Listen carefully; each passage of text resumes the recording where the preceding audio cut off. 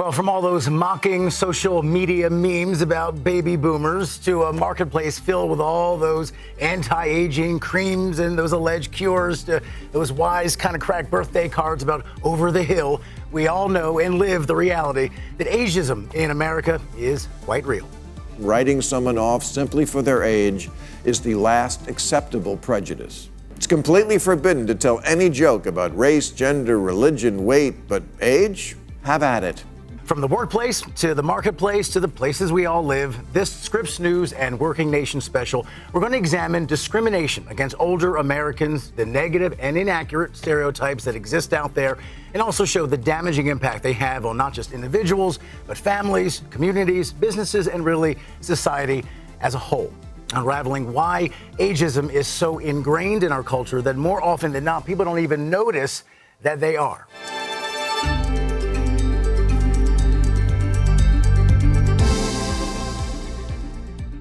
Hello, everybody. I'm Rob Nelson, and welcome to this Scripps News special. Let's be real. Getting old happens to each and every one of us. See those grays if you zoom in. Often, though, it comes with wisdom that can't be found in our youth, but also a level of satisfaction that does take decades, perhaps even a lifetime, to achieve. But these attributes are celebrated in other countries. For example, in Japan, there's actually a national holiday that celebrates seniors. And in India, many Indians live in joint family units where the elders are treated as literally the head of the household. Not so much here in the U.S. And while ageism, of course, touches all aspects of society, nowhere is that prejudice more profound than in the American workplace. Forget this. More than 40% of workers over the age of 40 say they have experienced age discrimination at work in the last 3 years. That's according to a recent AARP survey. And nearly 40% cite ageism as their number one concern when they're out there looking for a job. Now, it's worth noting that federal law does prevent discrimination by age. In fact, 40 or older, you're protected under federal law. On top of that, the Federal Department of Labor measures older workers starting at the age of 55. Now, the share, meantime, of older adults holding a job today is actually 7% higher today than it was back in 1987. According to Pew Research, however, it's almost identical to the number of older Americans in the workforce since 1960, despite the aging of the baby boomer generation, which is not slowing down, with older Americans projected to literally outnumber their under 40 counterparts by the year 2034. On top of that, many older workers right now find themselves in jobs very different from what they did when they were far younger. In other words, there's a lot going on and a lot to get to, and we have the perfect panel to get into it all.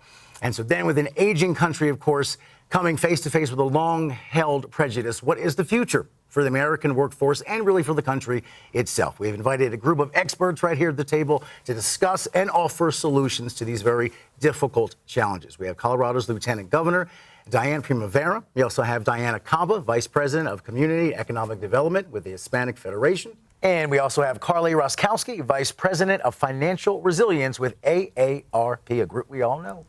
And rounding out the table, Taylor McLemore, Founder and CEO of Human Potential Capital. Good to see all of you here. Thank you so much for giving us some time on this really interesting topic. Someone made the point that you may go through your entire life and never have racial discrimination or religious or sexual or political, anything like that. But at the end of the day, Mother Nature and Father Time, the best power couple we all know, we do get older. And you can look up one day and find out, oh, wow, I'm the older person in the office. We all get there, right? So Mother Nature always wins. I want to start with you, Carly, and I want to read this fact right here for the Harvard Business Review that I think kind of sets the stage for the discussion we're going to have.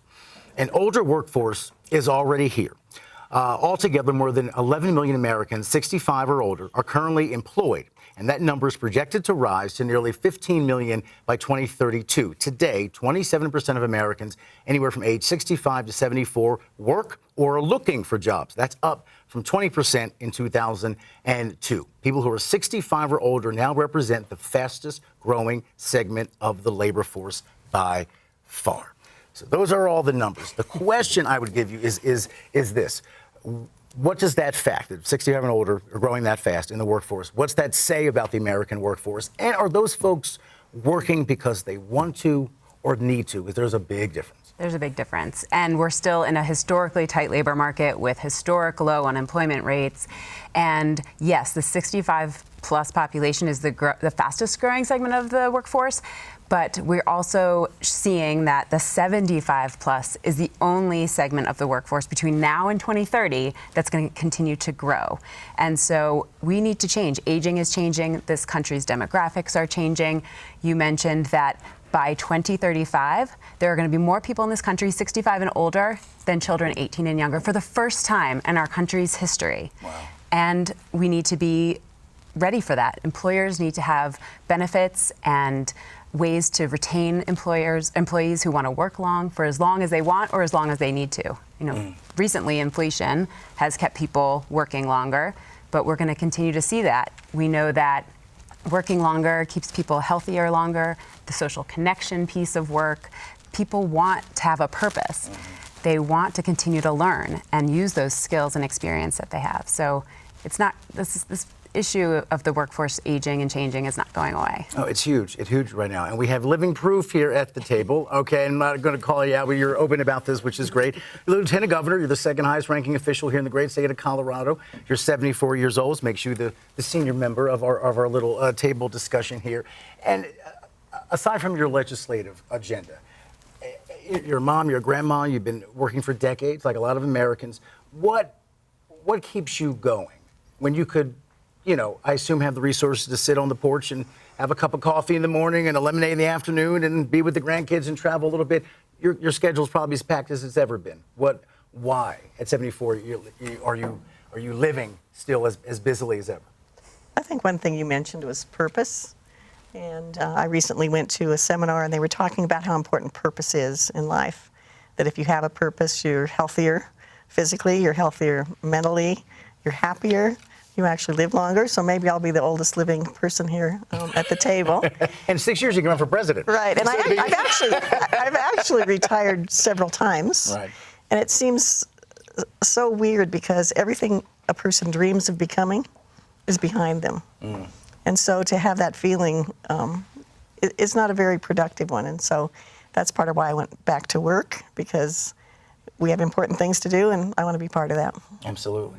And listen, you in your work, Taylor, you talk about the importance of an age-diverse workforce, or in terms of a company that has members of all different types of ages there in that company. That is a good thing. In fact, surveys show 70% of us like working with people from different generations because you get the different point of view and a different vibe, and when there's people of different ages. What do you think the other advantages are?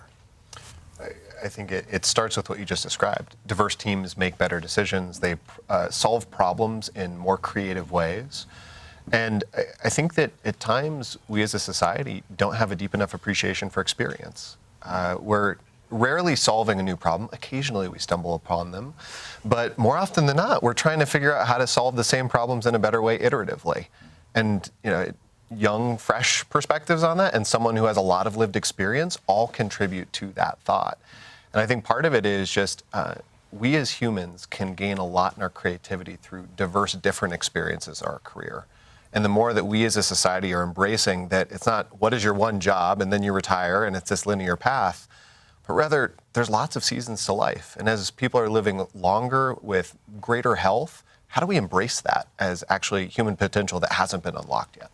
That's such a great way to put it. I remember starting work and you're 22 and young, and then you blink a few times, you're like, oh, I'm the older one here now, and then we all get there, right? And the seasons for everything. That's such a great way to put it. And not just age diversity, of course, here, but we're talking about ethnic diversity as well. And you're well versed in the demographic shift in this country, and not just in terms of the economy and in politics. The Hispanic population growth in this country is huge on every level. Absolutely. Latinos there's no signs of slowing down, right, with regards to the Latino population.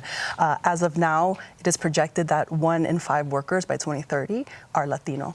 And by 2020, between 2020 and 2020, I'm so sorry. Between 2020 and 2030, 78% net of new workers are projected to be Latino. So 78%. 78%, correct. So there's no signs of slowing down. No. That is for sure with regards to the Latino community.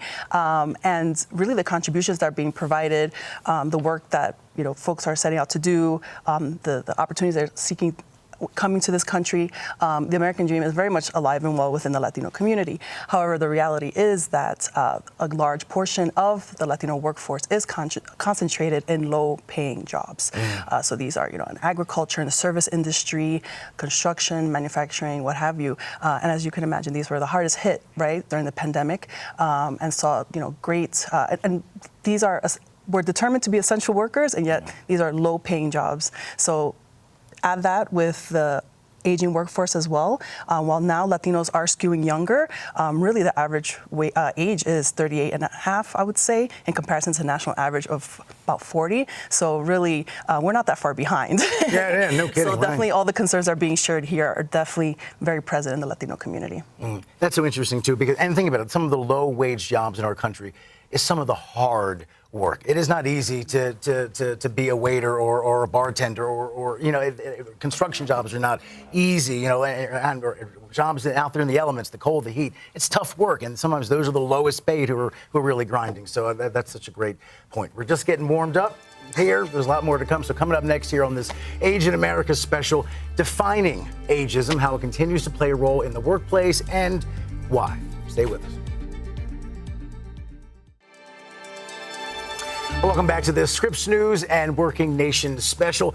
Let's start here. Americans are often defined by what they do for a living. You always ask that question at a cocktail party. So what do you do? We're all used to that. And while many older Americans seek out job opportunities and solidify part of their identity in the process, they also face a number of challenges.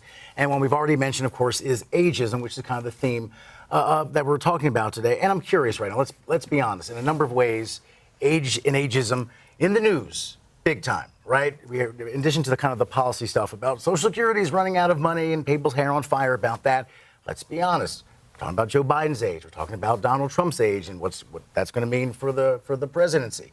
There was a popular network cable news anchor who got in trouble for saying Nikki Haley, who's in her 50s, is not in her prime. A lot of backlash to that. Do you think, though, the fact that we're discussing, at least in the political realm, age and who should do what at what age and all that stuff, has that been a healthy conversation at the end of the day, or do you think it is the highest profile discussion yet that proves ageism is real and rampant in the country? Well, politics is a segue to policy. And I think one of the important things we've done in Colorado is we've incorporated issues like this into our policy. When I was in the legislature, we developed a strategic action planning group on aging. And because we knew this demographic shift was coming, and we needed to prepare for it in Colorado in terms of our healthcare system and the pressure it'll put on that, our economy, because people stop buying as many things when they get older, generally. Transportation, they might rely more on public transportation. So we want to take a really good look at our policies to see, were we discriminating against older Americans, older citizens? Right. And what could we do about it? So we put together an action planning group on aging. We've done some things which I think are really good. For example, take the birth date off the job application. However, there's other things that still, indicate that you're not as young as you used to be. For example, the high school that I went to is no longer around. So you put your high school down, and the young people are saying, "Where's this?" Where is this? So it's a just Walmart now. It's really hard to get around a lot of the issues the factors that point out that you're an older person. But I think it's so important that we're talking about it, right? Because I think we're still seeing in the research that age discrimination is real in the workplace, and we're still, as a society, it's the only acceptable ism out there, it seems like, and we have to continue to fight and continue to talk about it so that we can change society's thoughts on aging. We have to change employers' culture on aging and older workers in the workforce, and change how we, everything from imagery to, entertainment to the workplace. We should be talking about it, and we should be educating the consumer, the politicians, the legislation, and the employers. I agree. That employer piece really stands out to me because I think there's a lot of embedded stereotypes that allow that to be perpetuated. One that I love to challenge and try to pick back on is that older workers aren't able to adopt new technology. Mm-hmm. That is not valid. It's not real. And we see lots of great examples of how older workers are adopting technology like any other group. And so when we give them the credit for the dynamism that they have, like any other working group. Hopefully we try to break down some of those, I think, embedded elements. Or the stereotypes that as we age, our brains, slow down. Well, we might not be as fast, but the context, studies have shown the context and experience that creates the elasticity in our brain is that it's different. Yeah, it might not be as quick, but we have all this context and all this experience that, we can rely on as older workers. And I would add to that as well, there's the ability, but then there's also the access, right? To be able to take advantage of technology, to know how to use it. For the Latino community, which makes up 18% of the workforce, actually more than half of Latino workers have little to no digital skills, which, as we know, in this increasingly technological workplace, really sets us behind. So in addition to being mostly concentrated in low-paying jobs, then we're also highly susceptible to all the automation that we're at risk of losing jobs. We're at the front line of losing jobs. And it's really important to, in addition to not perpetuate that stereotype of, the lack of a better word, the resistance to technology, is the literal skills. Like, we need that capacity building amongst our community. And we haven't even seen the full effect of AI yet. So Lord knows what's coming on that front, because that could replace a lot of things. You hit stereotypes. I'm going to go through a few because I think this is interesting. And pick up on this, whatever one you really disagree with. In terms of older workers, these are some stereotypes that are out there.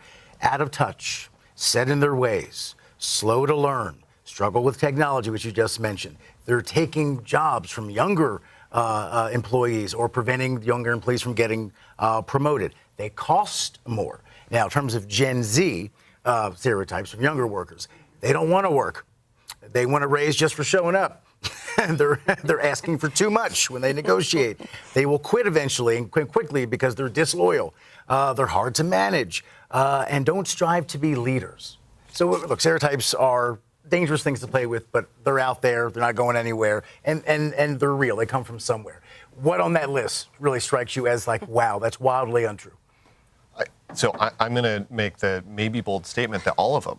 I don't think anyone's here to defend stereotypes, but to me, honestly, the most offensive part is it attacks the dignity of every individual when we really even bring those into our workplace or our communities or otherwise.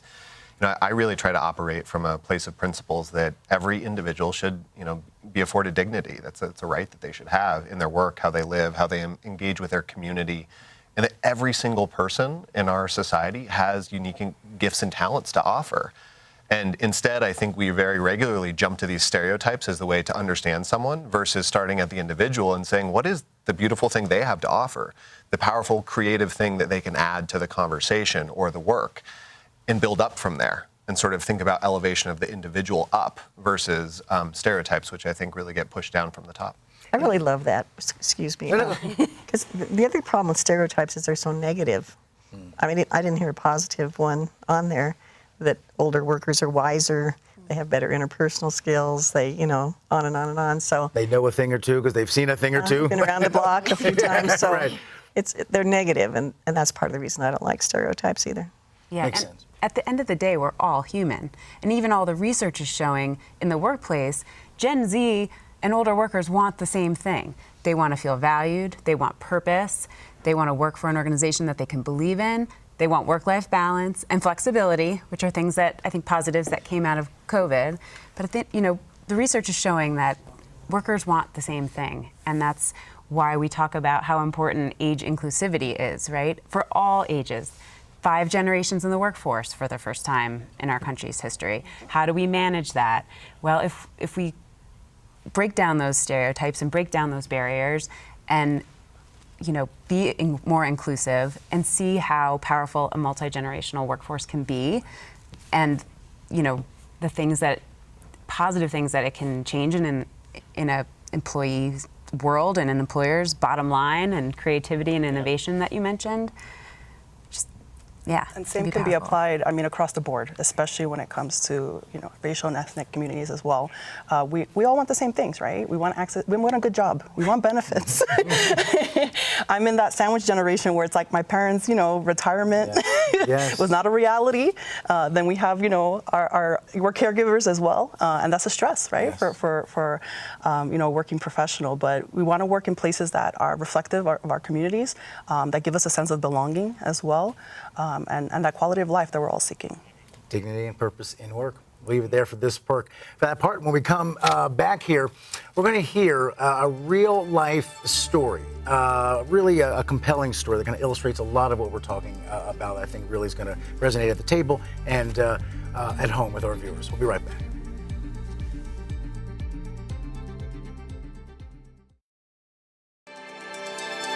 I've had a pretty good life and an excellent life with my wife, and I want to give back. We're all lucky if we're getting older, but what if you don't have the money? We're living in a period of major transition, and we're going to have to tread kind of carefully. I'm 81 years old. Patio 1. To be considered an older worker, you have to be 100. So I'm still working on it. There you have it, real life stories from everyday America. Still ahead, we're going to be back with our panel, and we're going to introduce you to one man fighting for purpose and identity. I began to notice little subtle hints of trying to get rid of the senior managers. When people began to retire, they would always bring up my name. Archie, are you next? We share his concerns that many others are unfortunately all too familiar with.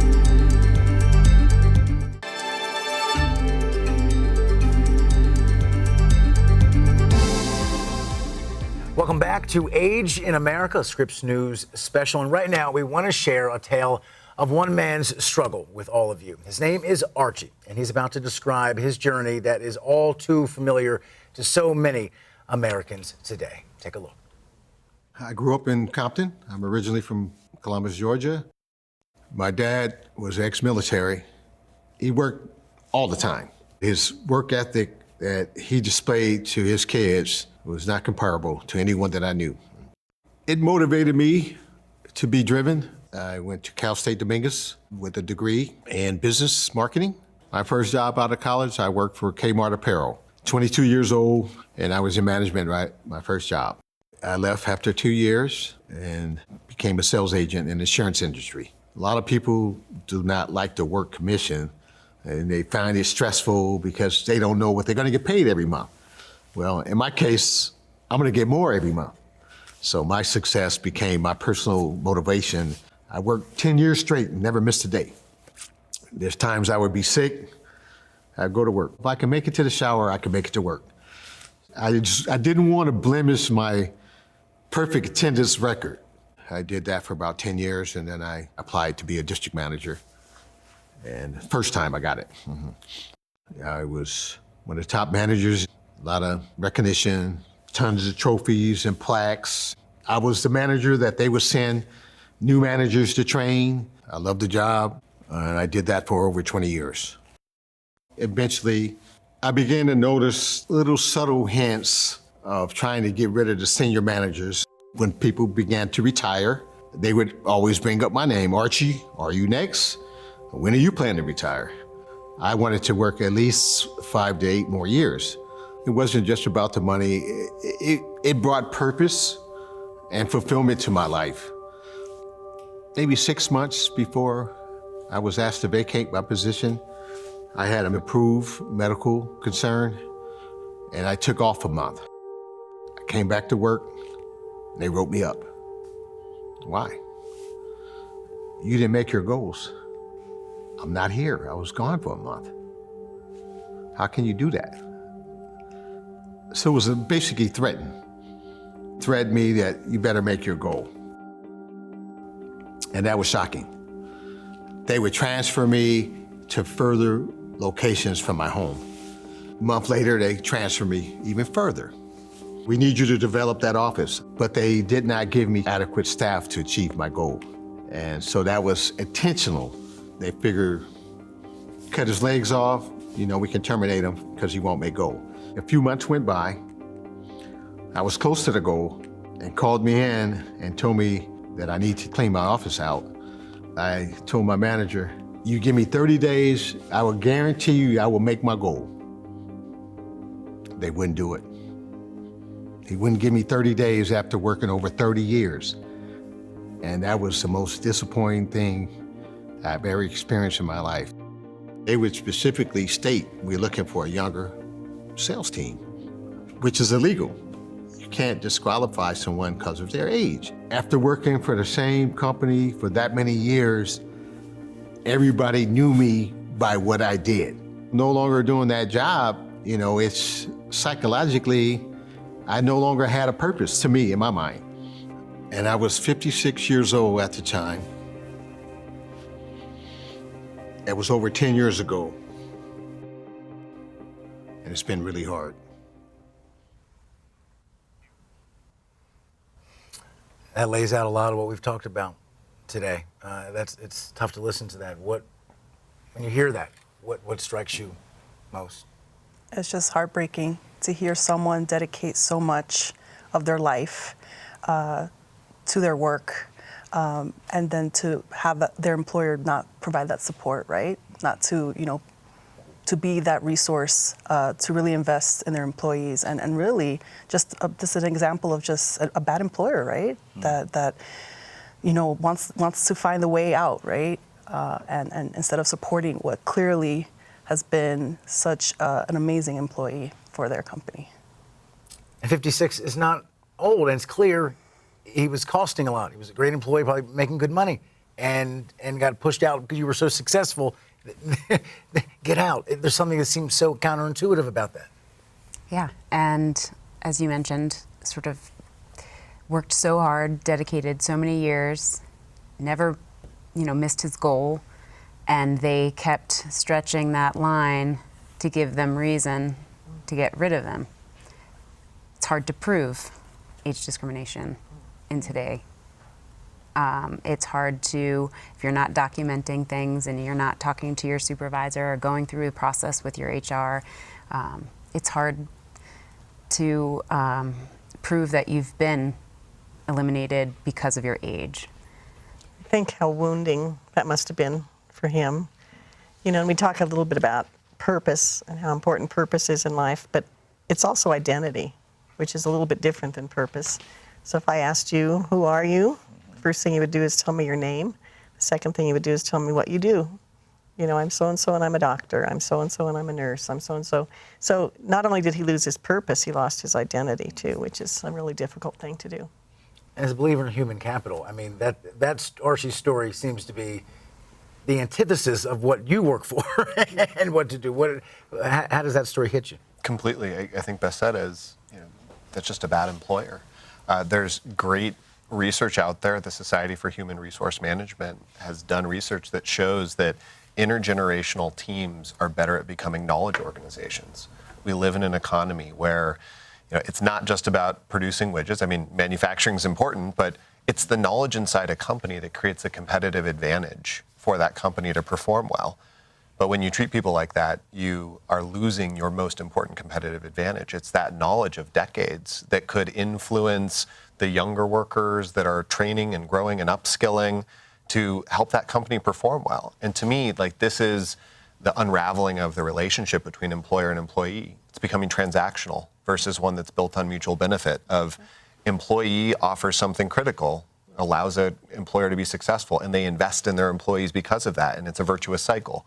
But this is an example of that deteriorating in our country. And how do we know what's age discrimination and what is a business doing, what all businesses do in some shape or form, and that is doing what's best for their bottom line, and there's quarterly report to show the shareholders and all that fun stuff. He was an expensive line item in their budget.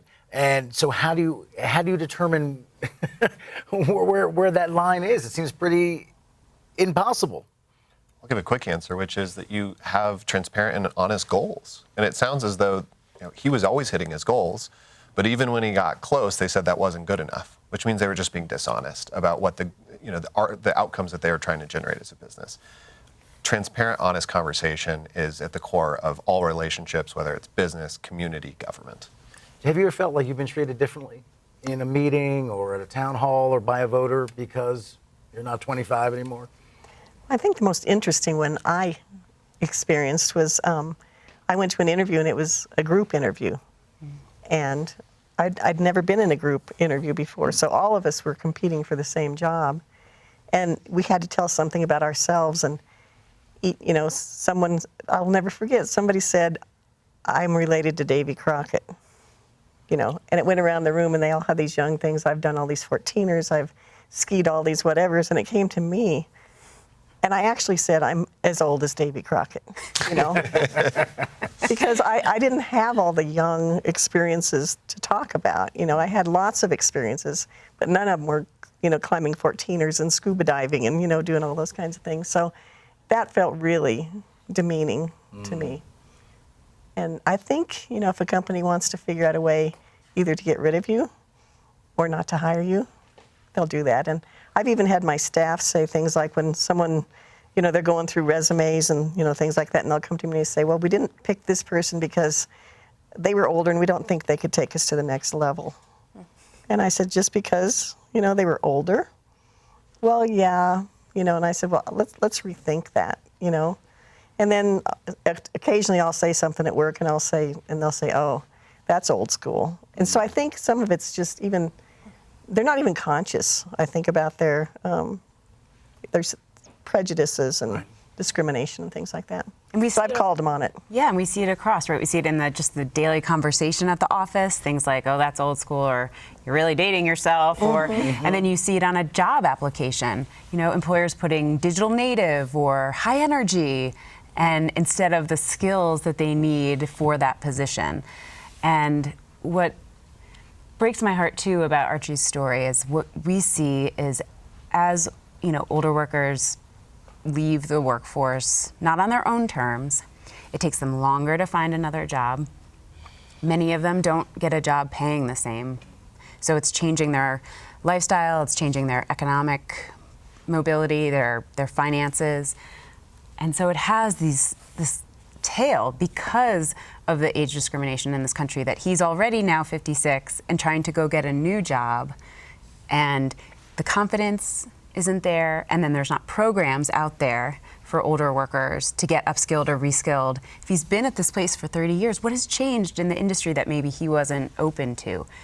What courses or things? Or wasn't given the chance to learn about, right? Exactly.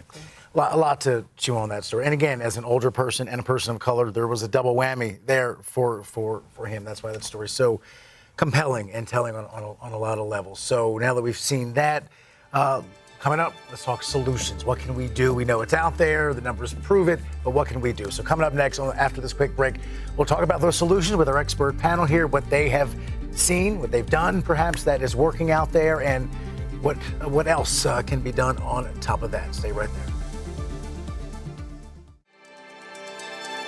Welcome back, everybody. Perhaps the most important part of our discussion today, and that is solutions. What can we do? And ageism's real. We're all going to face it perhaps at some point in our lives. So what is something that could be done or you think is already being done effectively, successfully, that kind of keeps the problem at bay? You mentioned a second ago about not asking for a birth date on job applications in Colorado. That's one thing. Anything else you think is impactful?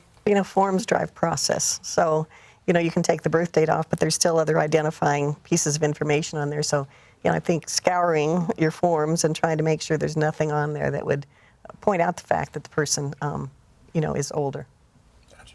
Anything you've seen? You mentioned upskilling, which is huge. So, in other words, the old people won't adapt. Well, if you give them training, they can. We all can adapt if given the chance to learn the new thing, right? Yeah, and there's actually data that shows that we invest, we meaning employers, invest less in older workers with the upskilling. So there's actually a mismatch of resource allocation.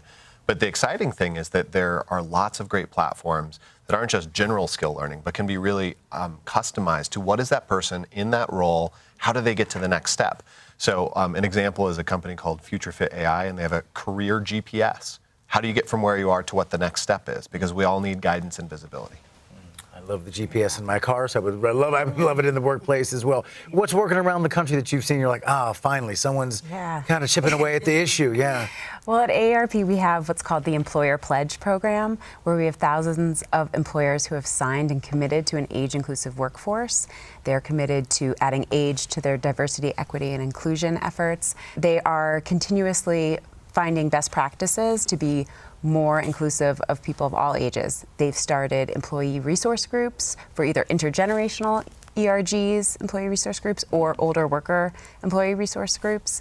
And so we're seeing more and more of that with the education and just informing them to let them know how valuable older workers are to their organization, their bottom line, and that multi-generational mix that we talked about is so important. And I never noticed this until getting ready for this program today. Examples of age-biased language, and when there's a job opening, high energy, go-getter, fresh, young, recent graduate, digital native, someone said that a minute ago, tech savvy, energetic, which don't sound like harmful words, at first blush, but then in the context of this discussion, like, oh, I see the wink and the nod you're saying about who you really want. You want the 26-year-old, not, 70-year-old Margaret. I get it. What have you seen that's working out there, either on the age discrimination front or the racial discrimination front? Well, the Hispanic Federation, we have the pleasure of working with community-based organizations. These are nonprofits that are on the ground providing resources for everyone. But we do focus on, well, at least my department, I should say, has been focusing on closing the digital divide that I had mentioned earlier, that being such a pressing issue for the Latino community. So we have created a Latino Digital Accelerator and Digital Equity Program, and that has yielded amazing results. Because as you can imagine, some folks need that extra hand-holding. Yes, there's so many resources that are available online, but some people even need to be able to connect. So with the groups that we're working with, we provide them with a curriculum. They have community ties. They're able to also connect people to jobs as well, provide trainings that respond to the vacancies in the community. And we've seen people come in with an entry-level job that they get, they receive training, then they pay it forward. They've become instructors as well, becoming digital navigators to help their peers to be able to, to combat that, increasingly digital world that we are finding ourselves in. Because Lord knows, if you can't do digital, you can't exist in the modern American workforce. 92% of job postings nowadays show that some digital skills required. So. Yeah. Wow, that's huge. One stat that stood out to me in getting ready for the program today was this simultaneous dynamic that one, as we said at the top of the show, that the fastest growing segment of the labor force, 65 and older. At the very same time, 2024, this year, marks the first time that in raw numbers, there will be as many Gen Zers in the workforce as there are boomers for the first time ever. So there's a generational collision, and I don't mean that in a negative sense, happening in the workplace. How do you see that going? I'm interested because two very different types of people that grew up in two very different times. What should happen to make that blend well? We need to educate the workforce. We have a guide called Managing Mixed Age Teams, right? So as we talked about 5 generations in the workplace, you might have a manager that's older than you or younger than you, and you might have a team of all different generations. And managing the styles, the communication preferences, if they're wanting to be in the office or wanting to be working from home, it's a lot. And so employers are having to change practices and educate their managers and that workforce on how you adapt to this changing workforce. Fair summation perhaps to say that younger workers need to show some respect, older workers need to adapt. There's a mix of those things that sound like a... Right. Or respecting both, right? Respecting that Gen Z coming in might not have the decades of experience, but they might have new, fresh, innovative ideas. Exactly. Good point to leave it on. Coming up next here on our Age in America special, we share some final thoughts and some hopes for the future. Stay with us. All right, welcome back, everybody. Some final thoughts before we go. I'd like to end on a hopeful note, keep hope alive. As they say, as you look around, we know this is a real problem and a real issue, but what gives you a little bit of hope that we're making some progress here? What gives me hope is recognizing that people want to learn. People recognize that in this ever-changing world, that the more you know, the more you can educate yourself, the more you can learn new skills, the better that's going to be for you and your future prospects. So, and the more we can have employers recognize that importance, and also, of course, the government and corporate funders and all of those as well, investing in that learning, especially, I'm going to come from that community perspective, from community and the ground up, the better. And I'm seeing it. I'm seeing it firsthand, and that gives me a lot of hope for the support and the connection to resources for all workers. People can adapt and grow. We've all adapted in some way because of COVID, and people can continue to adapt. Okay, Carly, what about you? The people around this table give me hope. The organizations that we're all here representing, what the Federation is doing, what the state of Colorado is doing. The state of Colorado was actually the first state government that signed our employer pledge program, committing to an age-inclusive environment and organization, putting humans at the center, consumers first, and AARP continuing to fight for older workers and continuing to empower people to choose to live and age the way they want to and stay and remain in the workforce for as long as they want or as long as they need to. Taylor? I think we've talked a pretty hollow game about lifelong learning up to this point, but the demographic shift is going to make us change that. And I think the opportunity is for us as a society to shift about just saying, oh, education happens in high school and then college, which, by the way, the majority of Americans won't get a four-year degree. Right. Employers are the most important educational institution in our country, and we don't give them the credit for that. And honestly, they need to step into that opportunity space. I think they're starting to do it. Finally?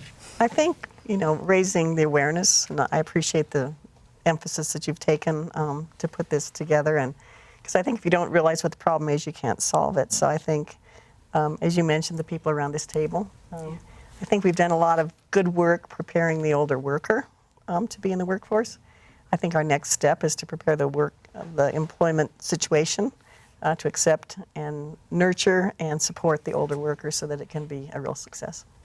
Can't thank you guys enough for your time and your insight and your passion on this issue. Thank you so much to all of members of our panel. It's a really important discussion. I hope people learn a lot. So thank you very much. And thank all of you for watching this Age in America special, Breaking Barriers, Embracing Age in the Workforce, along with our partners at WorkingNation. Scripps News will continue to offer you updates on these and other workplace-related stories on Scripps News programming.